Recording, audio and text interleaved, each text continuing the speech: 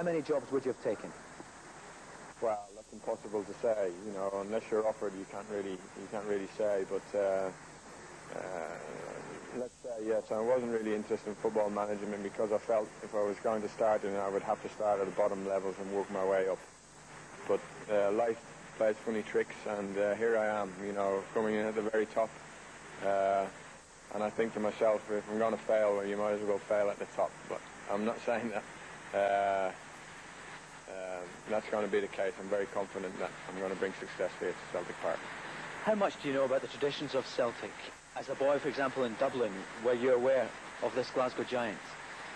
Absolutely. There's Man United, there's Liverpool, and there's Celtic in Dublin. Not necessarily in that order. The 1967 team, Lisbon Lions, that was when I was really becoming interested in football. I was 11, 12, my most formative time thinking about football.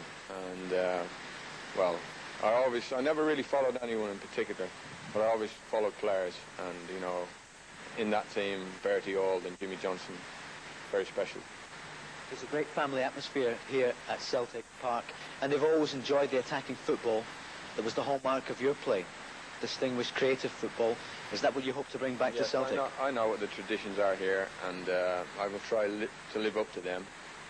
I think when the board appointed me, they knew what kind of football I believe in, and they think it's going to be acceptable by the people who come here to watch Celtic. For the first test, wherever Celtic go, there's a huge following of supporters. Many of them from Dublin itself, but some of them had come across on holiday to Ireland. And everyone was there to see Liam Brady, his first match in charge. A battery of Irish and Scottish photographers to herald what they hoped would be a great start to his career as boss. And Tony Cascarino getting a word from club skipper Paul McStay on his debut. The fans in fine form, and it wasn't long before Celtic were on the score sheet.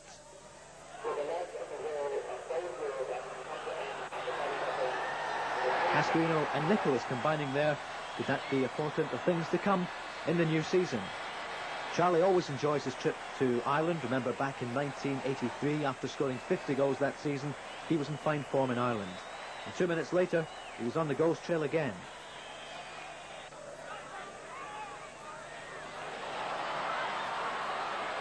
Chris Morris combining there with Charlie to make it 2-0. That's how things stood at half-time. Manager Brady made a few changes, throwing on Tommy Coyne for Cascarino and Mark McNally coming on for Joe Miller. 15 minutes remaining, and young Steve Fulton showed some excellent build-up work, and Stevie also showed that he packs a punch as well.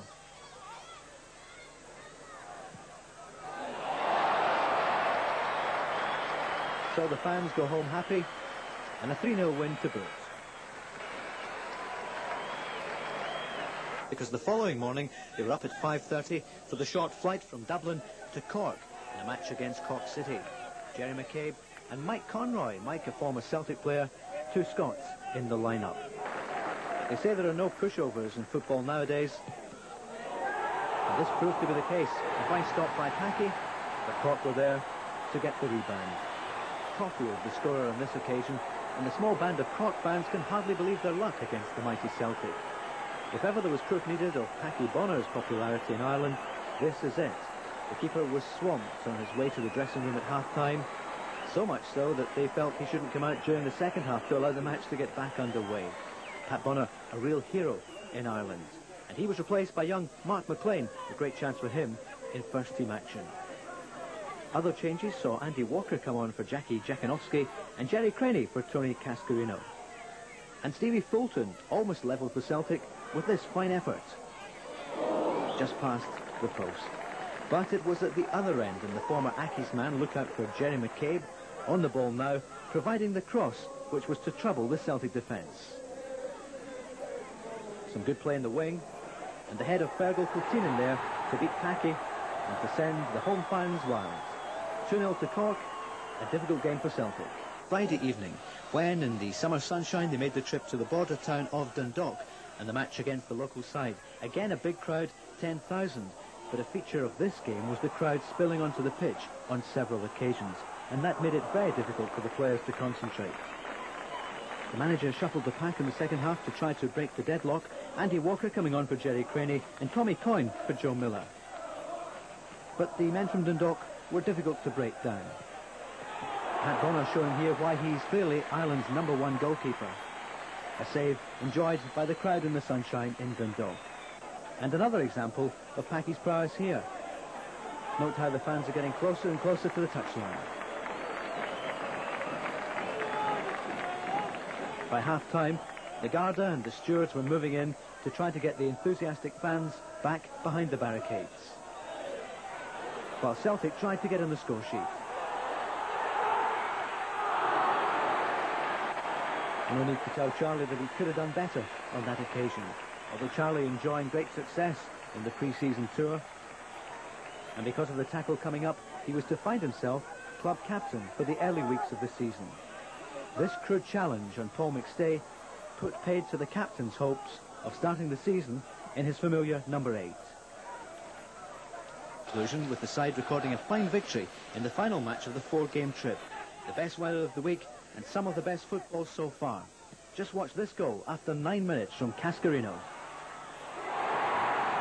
A fine strike, and it was enjoyed by every one of the 18,000, with the Shamrock Rovers fans singing in turn for their own side and for the visiting Celts. But before Charlie went off, he wanted to get back on the score sheet. He combines well here. Sonny Cascarino for Anton Rogan. And Charlie pops up to finish the tour with an excellent headed goal. A very worthwhile trip then to Ireland.